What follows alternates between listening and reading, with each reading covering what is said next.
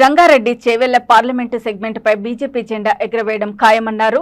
ఆ పార్టీ అభ్యర్థి కొండా విశ్వేశ్వర్రెడ్డి ఎన్నికల ప్రచారంలో భాగంగా ఆయన మహేశ్వరం నియోజకవర్గంలో ప్రజా ఆశీర్వాద యాత్ర నిర్వహించారు.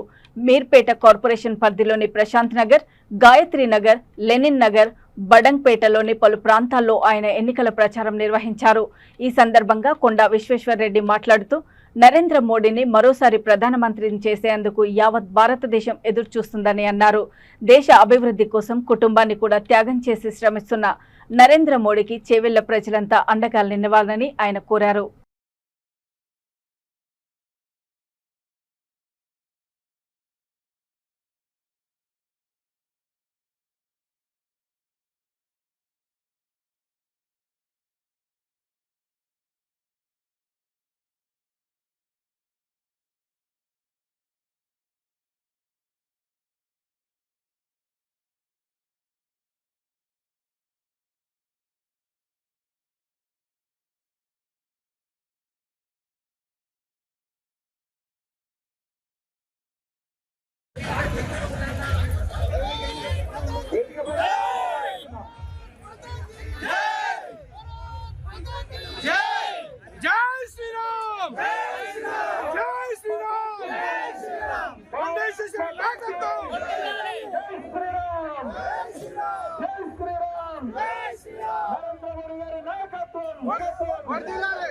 కొండా విశ్వేశ్వరరెడ్డి గారి నాయకత్వం, కిషన్ రెడ్డి గారు మన చేవెళ్ల పార్లమెంట్ అభ్యర్థి గారు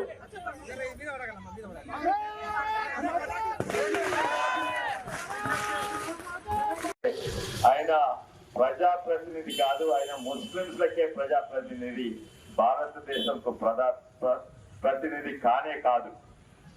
ఎక్కడున్నా కూడా అక్కడనే మనకు అన్నిట్ల మెజార్టీ వచ్చి చూపెట్టినాము. మళ్ళీ అదే మెజార్టీ వస్తుంది. కానీ ఈ వచ్చే ఎన్నికలలో అన్నిట్లా ఎక్కువ పెరిగేది దక్షిణ భారతదేశంలో మనం రిప్రజెంట్ చేసేది కేవలము బీజేపీ పార్టీ మాత్రమే.